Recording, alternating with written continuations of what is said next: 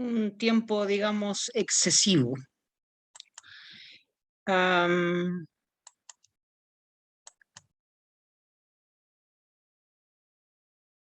un segundito, porque tengo un poco la crema. Aquí. Acá. Ya. Hola, soy Guadalupe y si bien mi campo es el arte latinoamericano y el grueso de mi escritura tiene relación con la historia de la crítica de artes en América Latina. En tiempos más recientes, digamos los últimos, no sé, 8 años, me he dedicado a la teoría de la imagen. Y desde esa perspectiva es que cuando me invitaron muy gentilmente a esta congreso, pensé que lo que tenía que hacer era aprovechar la circunstancia social y política que vive Chile en el presente. Como ustedes saben, en este próximo domingo, Chile elige presidente. Después de una primera vuelta en la que aparentemente habría ganado el candidato de derecha. No es simplemente de derecha, es de extrema derecha. Y además, en esa misma elección pasada, no la que viene este domingo, la pasada, Chile eligió un Congreso, es decir, Senado y Cámara de Diputados, con mayoría, disculpen, con mayoría de derecha. Lo cual implica que cualquier nueva constitución que se quiera redactar tiene todas las probabilidades de ser rechazada en el Congreso que debe, por mandato, ¿no es cierto?, aprobar la nueva constitución.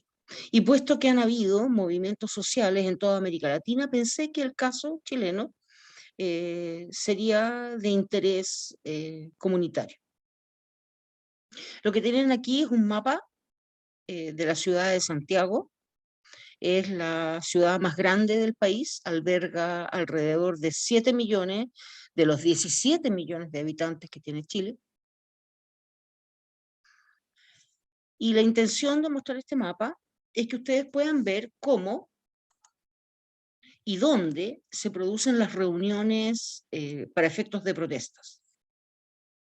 Nosotros hemos tenido protestas, la más importante es la del 2011. Es una protesta estudiantil de enseñanza básica, es decir, estamos hablando de niños de 6 a, no sé, a 13 años, 12 años, y de enseñanza media, y que van de los 12 a los 18 años o 17 años aproximadamente, y que la enseñanza media es la que antecede a la educación universitaria. Aquí tienen la Plaza Baquedano, y en este lugar, a partir de la avenida Vicuña Maquena, se genera el punto principal, ¿dónde tengo? Acá, el punto principal de reunión. Porque hay gente que viene desde Las Condes, pero es poca, o Providencia, mayoritariamente de Ñuñoa. Entonces es un lugar estructural, porque divide a la ciudad en dos, ¿ya?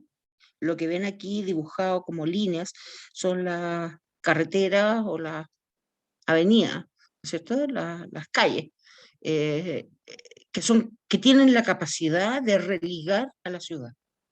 De otro lado, el otro punto de reunión es la Universidad de Santiago de Chile, ¿ya? Que se sitúa frente a una antigua estación de trenes que funciona en realidad como metro, como subterráneo, a pesar de que va a ras de tierra, ¿ya? Entonces, desde la Universidad de Santiago, que fue en el periodo previo al ascenso de la Unidad Popular en Chile, que llevó al gobierno a Salvador Allende,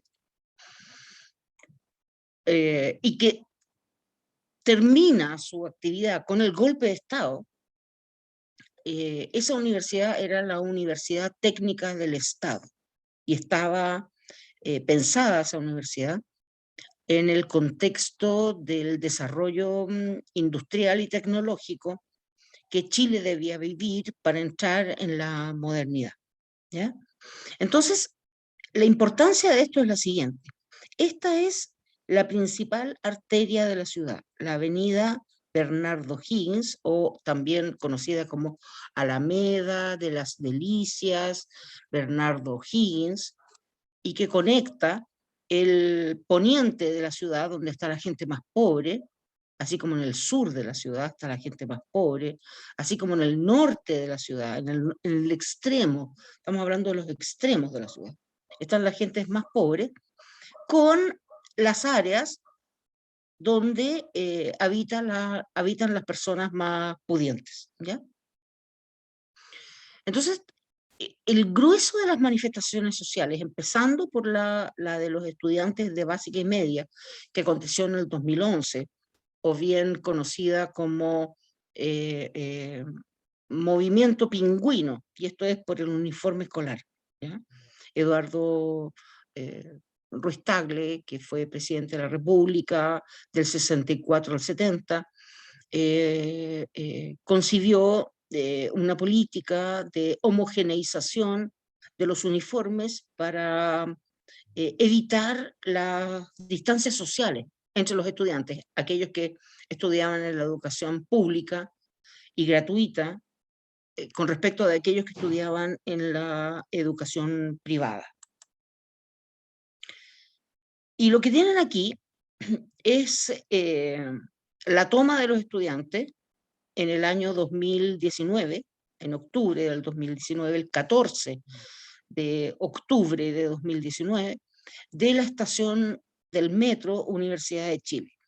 Y a ello le siguieron una serie de, como dijera yo, de manifestaciones, por decir así, extremas que implicaban necesariamente un cansancio social, un agotamiento eh, eh, con respecto a las demandas de educación pública, que después de las protestas estudiantiles pingüinas del año 2011, no habían llegado a ningún lugar. De hecho, hubo y existió la oportunidad de tener una educación pública gratuita, básica, media y superior, pero esa oportunidad se perdió a propósito de la intervención no solo de ciertos sectores del estudiantado, sino sobre todo de los partidos de centro derecha y de derecha, que propusieron que en realidad estuviéramos ante un sistema de becas amparadas por el Estado y que tuviésemos apoyos del Estado para la educación técnico-profesional. Ustedes comprenderán que quizá no saben, pero con el golpe de Estado y con las reformas tanto constitucionales como pedagógicas que se generaron en el contexto del golpe de Estado y de la dictadura militar, independientemente del hecho de que Pinochet las declarara como democracia, puesto que logró, en medio del terror popular, eh, ser declarado presidente de la República. Por lo tanto, estábamos en un régimen democrático. Y en ese contexto se sucedieron una serie de medidas, entre las cuales está la privatización de la educación, que generó, entre otras cosas, la educación superior privada, que supera en número y en aportes del Estado a las universidades públicas o a la educación básica y media, que quedó entregada a las municipalidades, esto es, a las administraciones locales, barriales, por llamarlas de alguna manera, ¿ya? Yo entiendo que en toda América Latina tenemos distintas organizaciones territoriales, pero en Chile la municipalidad representa a un territorio geográfico establecido y la administra no tanto política como en términos de gestión y, por ejemplo, administra los colegios, los centros de salud, etcétera. ¿Entienden? Cualquier cosa pregunten, ¿ya? Esta imagen, que se la debemos a Pablo Sangüesa, muestra los primeros momentos de la toma de la estación Universidad de Chile, de la línea principal, la línea 1 del metro de Santiago de Chile. Y es emblemática porque, por supuesto, está frente a la Casa Central de la Universidad de Chile, que fue la primera universidad del país. A los pocos días, en el 18 de octubre, fue un día viernes, muy temprano en la mañana, comenzaron las movilizaciones sociales después de este acontecimiento. El lema de los estudiantes era evade. Y el punto de partida parece ridículo, pero consistió en que la ministra de Transporte propuso un aumento de 30 pesos en el transporte colectivo. Esto significaba que incluso los estudiantes perdían ciertos derechos y, por supuesto, esto afectaba de manera directa a las economías familiares. Porque a pesar de que Chile es un país que tiene bastante estabilidad laboral, de otro lado, el pequeño porcentaje, que no es pequeño, es en realidad oscila entre el 6 y el 7% de desempleo, tiene, como es obvio, serias dificultades para efectos tanto del transporte como para la adquisición de alimentos o el ingreso a la educación.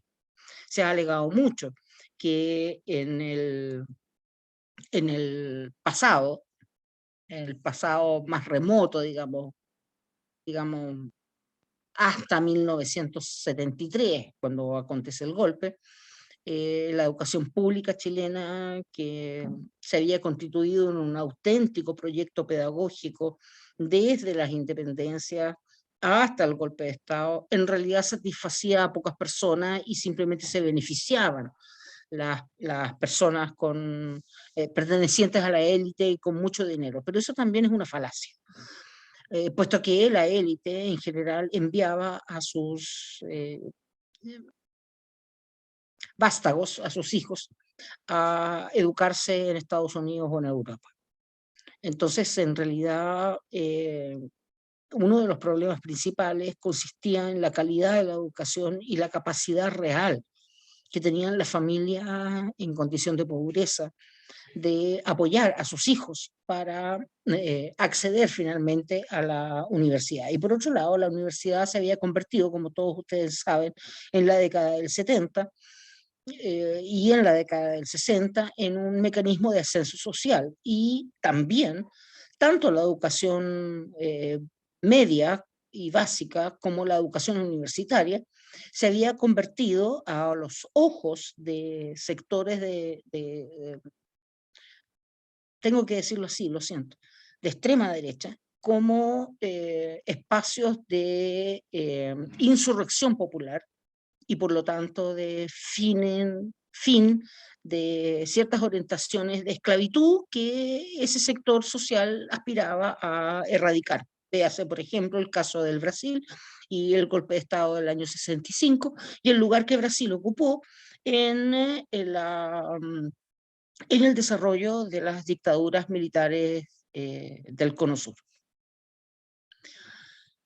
El 18 de octubre, y yo lo recuerdo perfectamente porque yo fui testigo de esto, mi hijo se estaba titulando, entonces yo había ido como toda mamá chocha, ¿no es cierto?, a la ceremonia de graduación de mi hijo, y vi esto. Esto es el edificio donde funciona la empresa en Chile, los servicios básicos, la luz, el agua, el gas, están licitados a empresas extranjeras. Por ejemplo, en la ciudad de Santiago, el gas le pertenece a una empresa española, la luz a una empresa italiana, el agua a dos empresas españolas. ¿Comprenden? Entonces la profe Lupita iba caminando con su hijito por la Alameda de Bernardo O'Higgins, que ya les dije que es la principal arteria del país, de la ciudad de Santiago, y me toca ver esto. Durante todo el día hubo manifestaciones que fueron convocadas por redes sociales. Y cuando llegamos a las 7 de la tarde, que fue cuando terminó más o menos la ceremonia de graduación, y salimos a la calle, nos encontramos con el edificio de Enel, que es la empresa italiana que administra la electricidad, en llamas. A continuación, y esto es al día siguiente, y durante 6 meses hubo una serie de manifestaciones sociales que constituyen las protestas más grandes que ha vivido Chile. Chile, desde el siglo XIX, ha vivido varias protestas populares desde el año 40 del siglo XIX. A finales del siglo XIX, al igual que en otros países latinoamericanos, se produjeron enfrentamientos, ¿no es cierto?, entre el Estado o el gobierno, digamos, y las incipientes organizaciones sindicales, sean estas obreras o campesinas. Pero estas son las más grandes que ha vivido Chile nunca.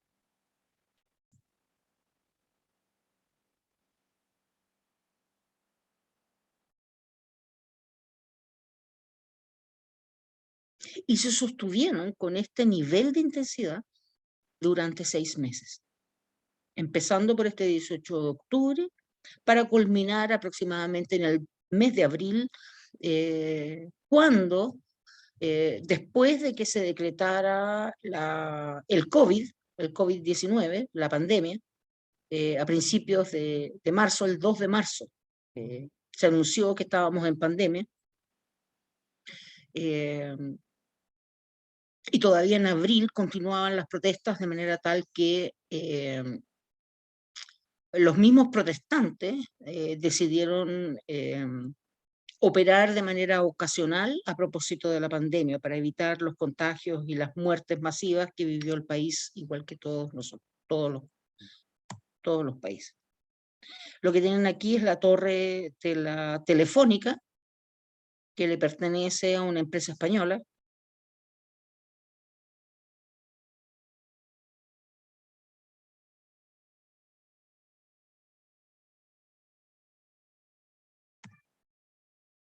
Y lo que estamos viendo a continuación son detalles del proceso. Una de las características que tuvo este estallido social fue que junto con generar un conjunto de demandas, voy a parar aquí, y voy a compartir otro documento, que es lo que voy a compartir más tarde cuando le mande el texto a los chiquillos que me invitaron a hablar. ¿En qué consisten? ¿Cuál fue el corazón de esta protesta? Ok, los estudiantes en el año 2011 reclamaban por una educación pública, gratuita, de calidad. Toda la razón, ¿verdad? Somos república, o sea, lo Japón. 2, en el año 2018 hubo un conjunto, desde mayo del 2018,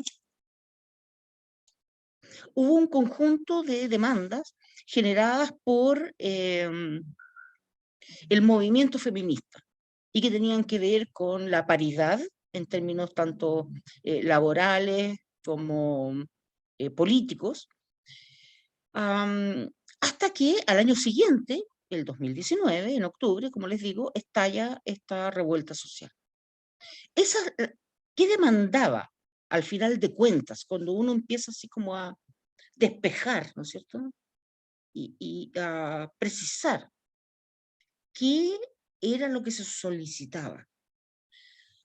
En primer lugar, se buscaba erradicar el sistema de pensiones que está entregado a manos privadas, a diversas eh, organizaciones, tanto extranjeras como nacionales, de carácter privado, que administran los fondos de las pensiones, es decir, la platita, el dinero que entrega cada persona, producto de su trabajo, un porcentaje de su trabajo, lo entrega a una empresa privada que instala esos capitales en la bolsa, ¿ya? En distintas bolsas y en distintos fondos. Y por lo tanto, lo que la gente quería, es decir, hoy, por ejemplo, bueno, miren, yo tengo 30 años de trabajo. Cuando me jubile, voy a tener un sueldo mensual de 280.000 pesos. Eso significa que no voy a poder pagar un arriendo, no voy a poder pagar salud, no voy a poder comprar medicamentos, no voy a poder, si mi madre decide vivir hasta los 100 años, no voy a poder seguir manteniéndola. Es decir, me voy a ir a la punta del cerro. Esa es la realidad. Entonces, la gente lo que demandaba era un sistema más justo y solidario. Y, por extensión, solicitaba un régimen de pensiones administrado por el Estado como lo teníamos antes del golpe de Estado. Por otro lado, las demandas en torno a la educación pública, gratuita y de calidad, con el Estado como garante, que era lo que teníamos antes del golpe de Estado. Por ejemplo, los colegios privados, no habían universidades privadas salvo la Pontificia Universidad Católica, que sigue siendo, por razones obvias, una universidad privada, y es la más cara del país, por lo demás. Entonces, ¿qué significa el Estado como garante? Significa no solamente que entrega los recursos adecuados para impartir la educación pública, sino que además entrega la certificación de calidad de la formación que se está entregando en ese plantel. Y eso lo hacía tradicionalmente la Universidad de Chile, que como ustedes probablemente sabrán, con el golpe de Estado fue desmembrada. La Universidad de Chile tenía sedes de Arica, Magallanes, que son las dos ciudades extremas del país más flaco del mundo, y fueron todas desmanteladas y convertidas o en universidades públicas o en universidades privadas. Entonces, de nuevo, ¿qué significa que el Estado sea garante? Significa que el Estado entrega los recursos y, por otro lado, cautela la calidad de la educación. Una tercera demanda tenía que ver con la inclusión étnica, puesto que en Chile, a partir del golpe de Estado, asistimos a la usurpación sistemática de los terrenos de propiedad de las comunidades indígenas, especialmente las comunidades del sur. Estamos hablando de la etnia mapuche, la etnia pehuenche, etcétera, porque otras etnias están en vías de extinción, como por ejemplo los Selknam, los Yamana, ¿ya? Entonces, demandas relacionadas con la restauración de los territorios ocupados por por esas etnias, y el reconocimiento de la multiculturalidad en un sentido étnico. Esto es, los chilenos no somos solo blancos, sino que tenemos una gran variedad cultural que debemos reconocer, rescatar y validar, ¿ya? Y por último, a propósito de los movimientos sociales femeninos que se dieron en el año 2018, pero que vienen extendiéndose desde mucho antes, especialmente a través de esfuerzos de la comunidad homosexual masculina, por ejemplo, del reconocimiento de género. Esto es que los homosexuales masculinos puedan vivir una vida libre y abierta, reconocida socialmente y no atacada, o que las lesbianas hagan otro tanto, o que Chile valide, cuestión que está precisamente en cuestionamiento. Hace unos días atrás el Senado chileno postergó la decisión de validar el matrimonio homosexual. Y en ese sentido, en el sentido de las demandas, ¿no?, que estaba exigiendo esta revuelta popular, demandas concernientes a los derechos de género asociados a las comunidades LGTBI+, y derechos de la mujer. ¿Ya?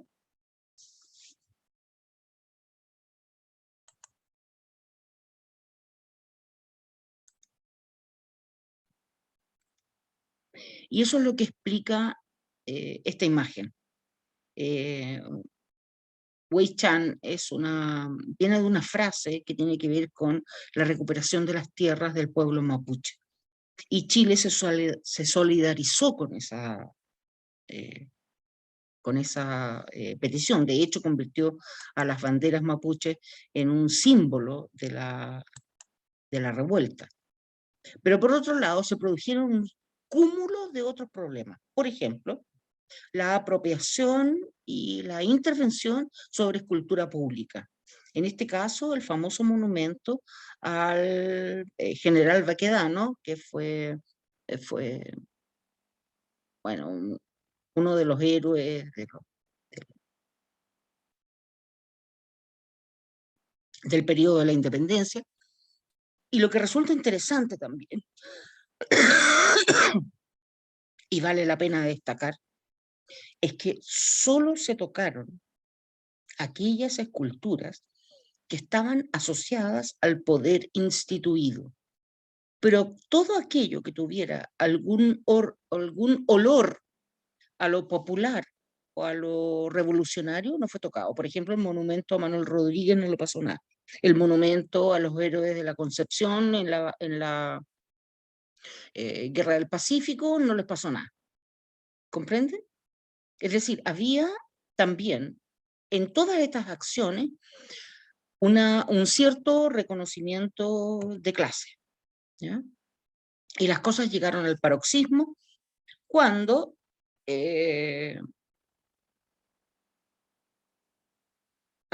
aquí tengo que decir algo. Entre medio de esto, llegó la pandemia, empezaron a diluirse las manifestaciones,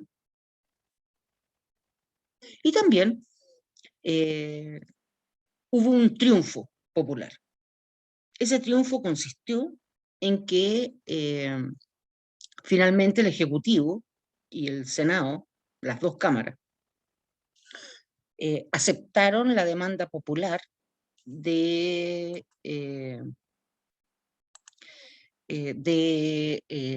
llamar a un plebiscito para la construcción de una nueva constitución, ¿ya? Una constitución política del país, etc.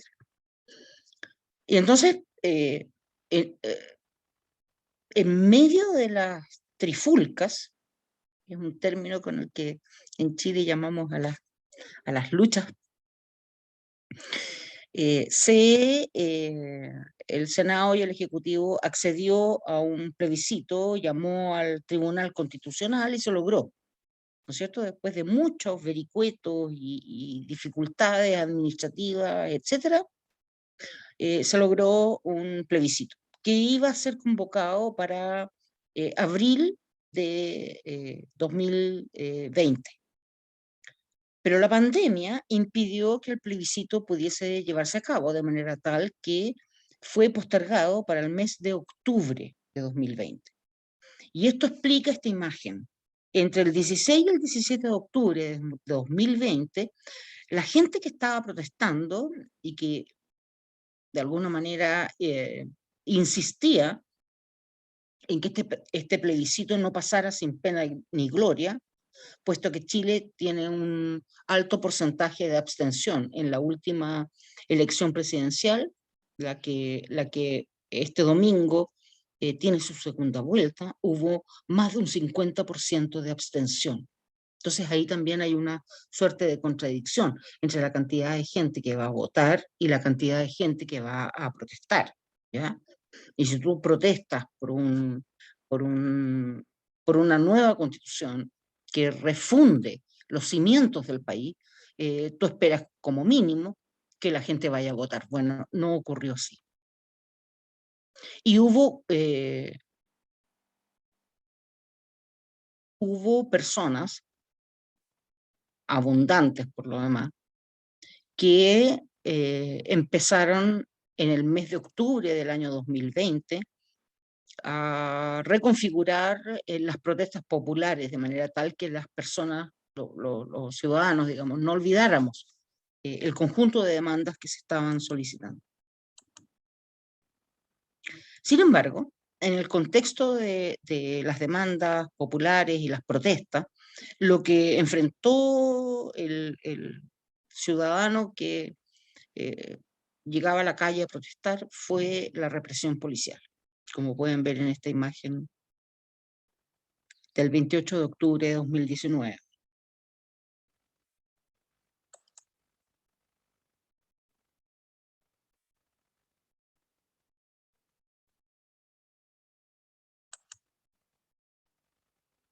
Dentro de las acciones policiales estuvo el ataque a los protestantes con balines. Aquí quiero compartir nuevamente este texto.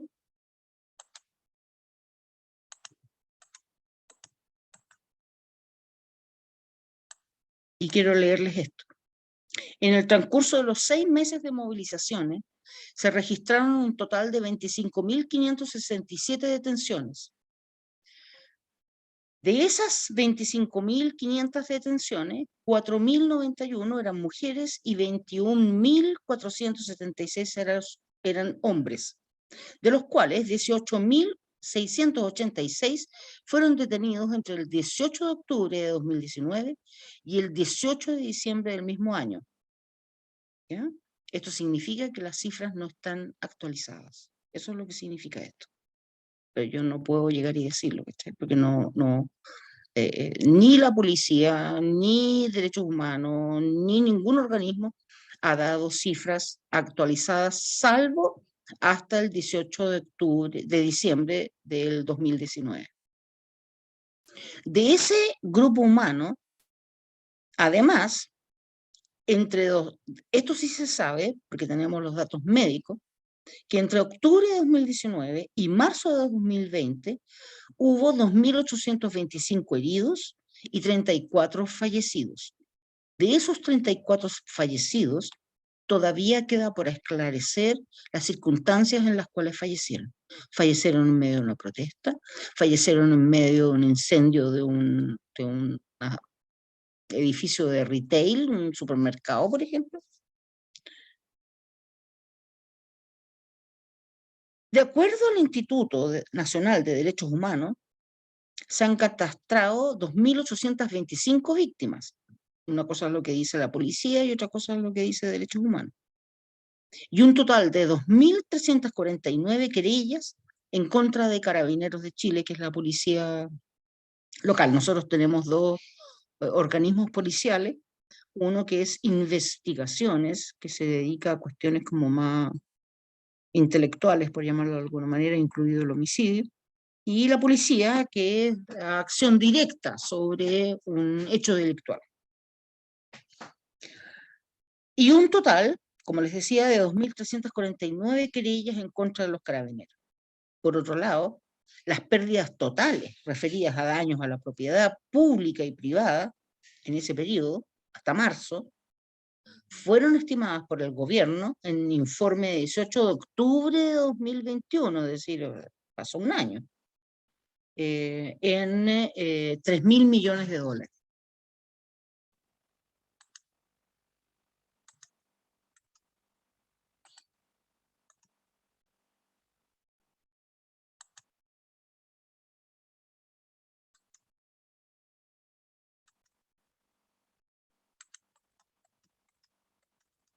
Disculpen.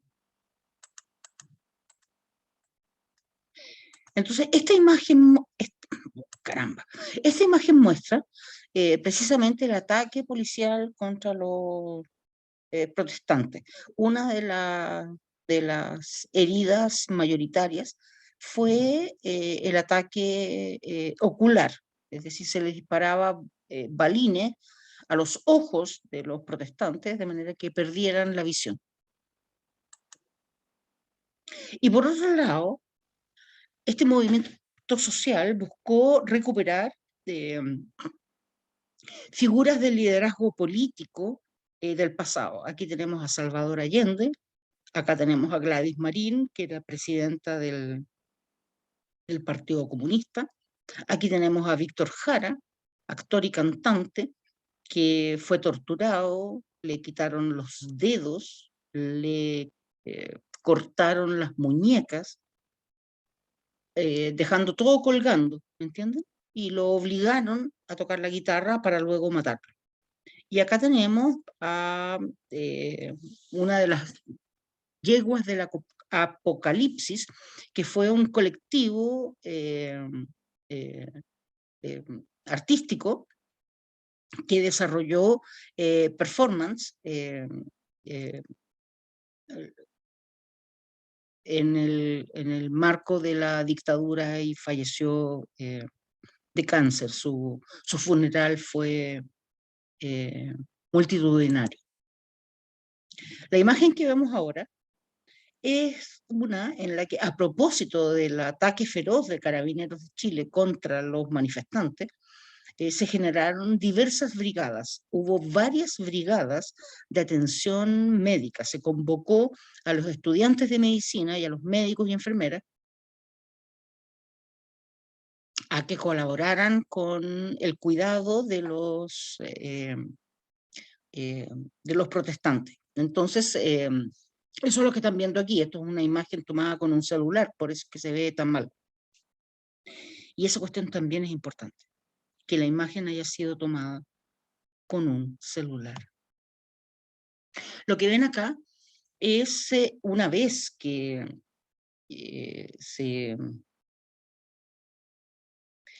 se aprobó la idea de que hubiese un plebiscito, es la papeleta con la que se votaba esta nueva constitución. Y se preguntaba, ¿quiere usted una nueva constitución o rechaza la propuesta? Y, por supuesto, ganó la propuesta apruebo, ¿ya? Y eso hace que muchas de las intervenciones urbanas que se generaron en el contexto de las revueltas y del plebiscito en torno a si íbamos a querer o no una nueva constitución, tuvieran la consigna apruebo, ¿ya? Esa misma elección le consultaba al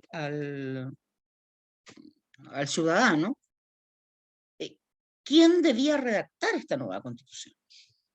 Una convención mixta constitucional que implicaba, por una parte, un grupo electo de constituyentes, cualquiera este sea, y de otro lado la participación del Senado de la República. Y la segunda opción era la convención constitucional, que implicaba que, como ven ustedes aquí, dicha convención estuviese integrada exclusivamente por miembros elegidos por el pueblo. Y esta fue la opción triunfadora. Y esto nos llevó a elegir a los constituyentes, que se produjeron en mayo del 2021, puesto que, como pudieron ver acá, esto es el 25 de octubre, y en mayo de 2021 tuvimos que elegir a los constituyentes, y era una papeleta gigantesca, como pueden ver aquí, donde aparecieron diversos pactos, es decir, todas las fuerzas políticas se reconstituyeron, puesto que entre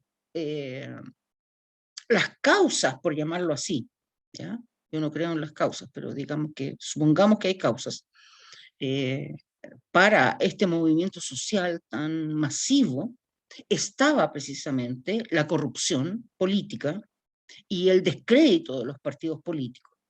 Ese descrédito tenía algunos fundamentos ciertos, pero de otro lado, mucho del descrédito de las fuerzas políticas y de los partidos políticos fue durante años impulsado por la prensa, que está en manos de, no sé cómo decirlo, de la derecha, digamos las cosas como son. Las imágenes que les estoy mostrando, algunas están tomadas de la prensa, pero las imágenes que les voy a mostrar con respecto a los artistas que participaron en esta revuelta, están tomados de estos sitios, ¿ya? Todo, tanto el arte como los grafitis generados por sujetos anónimos que poblaron la ciudad de Santiago, fueron registrados por 3 organismos. De una parte, Chile con Chile, que fue hace poco borrada. De nuevo, estamos en un momento, Chile está en un momento crítico, vamos a tener elecciones este domingo, y tenemos ya electo Senado, Cámara un Congreso, digamos, Cámara de Senadores y Cámara de Diputados, de derecha y extrema derecha. Y eso es una cuestión también que llama poderosamente la atención junto al ausentismo, ¿ya? Y en el contexto, puesto que estamos ya en las horas finales, las campañas electorales, sin número de imágenes que permanecieron durante 2 años en la red han desaparecido. Y hay sitios que han sido eliminados, borrados, puede que el sitio siga existiendo, pero fue intervenido. Y también ocurre que hay dentro de las diversas redes sociales posts como Instagram o Twitter que han sido eliminados, ¿ya? Como les digo, hay 3 instituciones principales, sin desmedro de la inmensidad de imágenes que ha mandado la comunidad, digamos, desconocida. Chile con Chile, que tiene como misión apoyar la nueva constitución y registrar y albergar un registro. Este es el registro, Chile con Chile tiene el registro más grande de imágenes con respecto a las manifestaciones populares de los años 2019 y 2020 a nivel país, de Arica a Magallanes, ¿ya? Museo de la Dignidad es un organismo que opera en Instagram, como ustedes pueden ver, y que hizo una selección muy exclusiva y reducida de las intervenciones de artistas en el espacio público, en el contexto de las protestas, y que les instalaba un marco, ¿ya? Pero son 9 imágenes.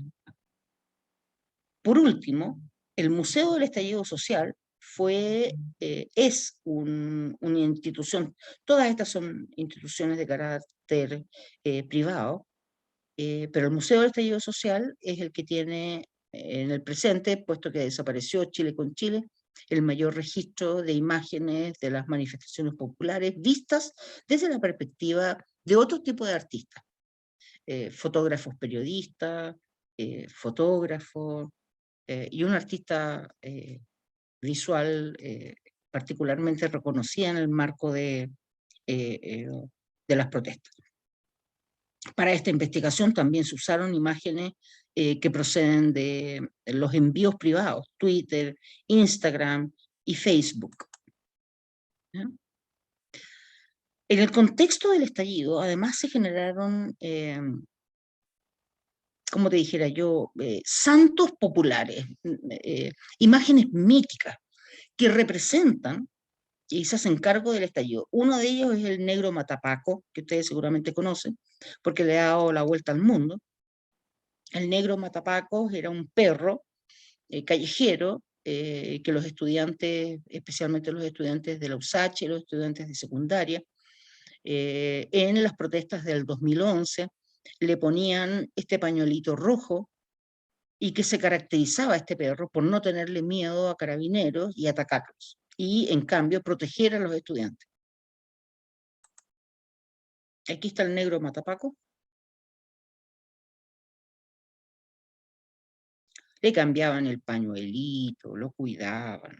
Incluso hay un documental que pueden encontrar en YouTube sobre este perrito defensor de los estudiantes y que atacaba a carabineros. Este perrito le dio la vuelta al mundo. Y entonces en México apareció por Maldito Perrito, que es un ilustrador mexicano, en su Instagram, esta ilustración. Aquí están todos los datos. Esta ilustración no solamente le dio la vuelta al mundo, sino que apareció en Nueva York, en una jornada de desobediencia civil que implicaba la evasión, lo que los estudiantes chilenos estaban pidiendo, la evasión del metro a propósito del ataque extremadamente agresivo e innecesario contra un ciudadano afroamericano por el solo hecho de ser afroamericano. Incluso un muralista mexicano, Chirrete Golden, hizo un mural sobre el negro matapaco y el título de esta obra es Todos somos el negro matapacos.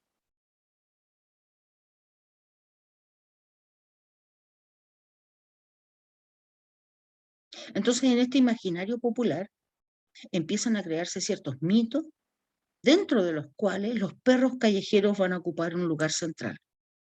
De otra parte, apareció un personaje de todos desconocidos, nadie sabe quién es esta persona, que aparecía con el torso desnudo, con esta máscara y con un disco pare a modo de escudo. Entonces la población empezó ya a bautizarlo como Pareman y otras personas lo postulaban como Capitán Alameda, porque puesto que la Alameda de las Delicias, Bernardo Higgins, es la calle más importante de la ciudad, algunos decidieron bautizarlo Capitán Alameda. Y se hicieron memes, ¿ya?, a propósito de este personaje.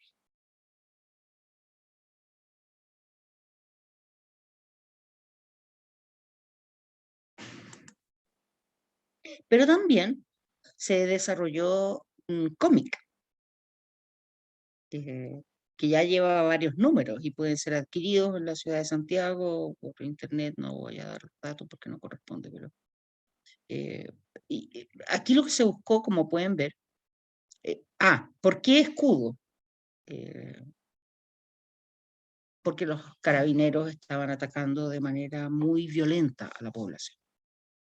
Y de otro lado, lo acompaña este cómic siempre con el negro matapaco. Aquí tenemos algunos cuadros, yo los tomé de, como ven aquí, guardianesdelsur.cl, que es una pequeña compañía que comercia con cómics y que está en tanto en cuanto que institución totalmente a favor del movimiento social.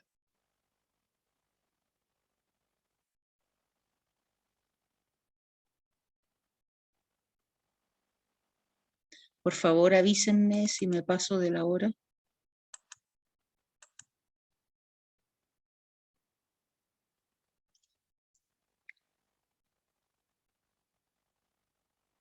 Esta imagen es maravillosa, el perrito. Bueno, el negro matapacos murió en el 2017.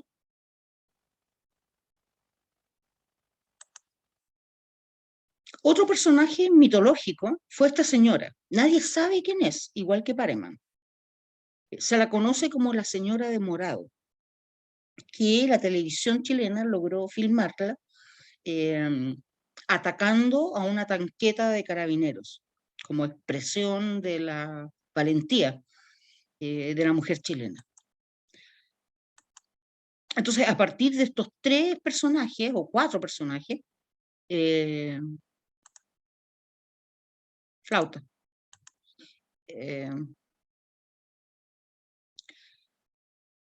Nicolás Ahumada concibió este póster en el que aparece el negro Matapaco, Pikachu, que era otro personaje muy connotado, la señora de Morao, Pareman, los estudiantes, etc. Bueno, me quedan 3 minutos, lo lamento, pero esta cuestión no es así nomás. Ustedes deciden si continúo o no.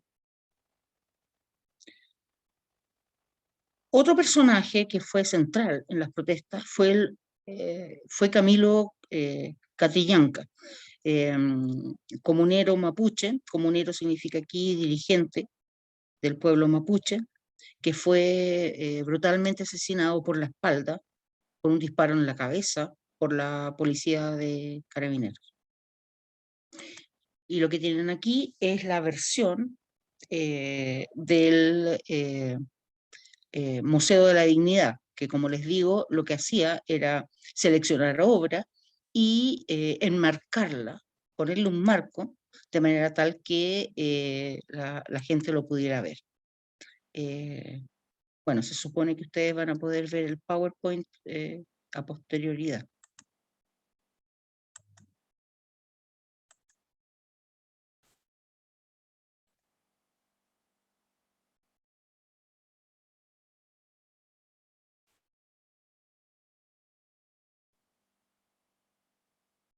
Por otro lado, se generaron algunas consignas nuevas. Muchas de las consignas tenían que ver con slogans del pasado, como por ejemplo, el que nos salta es momio, o transformada en el que nos salta es Paco. Pero esta es novedosa, no es por 30 pesos, es por 30 años, a partir de la cual se generó este mural en La Florida, que es una comuna al sur de Santiago, que está atravesada por la avenida Vicuña Maquena, la avenida en la cual la población avanza hacia Plaza Baquedano, actualmente bautizada por el pueblo, no por las autoridades, como Plaza Dignidad, puesto que era el lugar de reunión de los protestantes.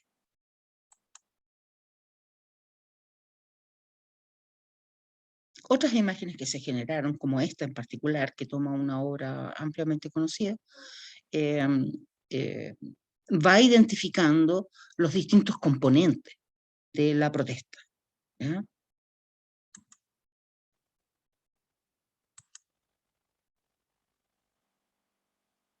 Yuta es un término argentino para designar a la policía.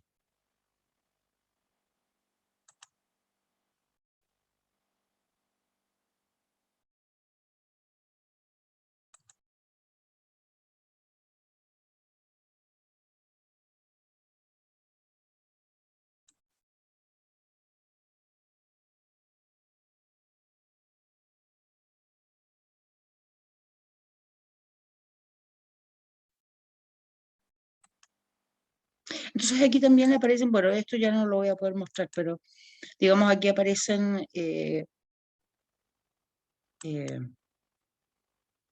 cuestiones que están asociadas a la cultura popular, a la televisión, a los medios sociales y a las técnicas con las cuales se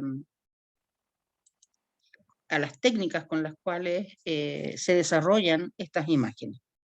El resto de mi presentación tenía que ver con los artistas que participaron, las técnicas que utilizaron, el uso que están haciendo de las redes sociales. Muchas gracias.